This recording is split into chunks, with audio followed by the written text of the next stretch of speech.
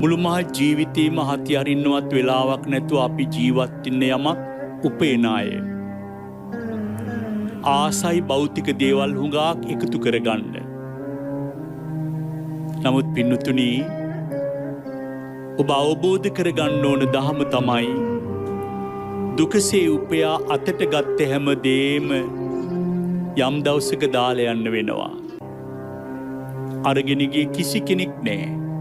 එතකොට අතට ගත්තු දේ දාලා යනවා. මේ සද්ධර්මයේ තුලින් හිතට ගන්න දේ විතරයි අරගෙන යන්නේ. භවයේ පුරාම ගෙනියන්නේ හිතට ගත්ත හොඳ දේ විතරයි. එහෙම දෙයක්වත් එකතු කරගන්න ඕනේ කියන බලාපොරොත්තුවෙන් ධර්මය අහන එකමයි පින්නතුනි සැනසෙල්ල පිණිස හේතු වෙන්නේ. සද්ධර්මයේ ශ්‍රවණානුත්තරියයි.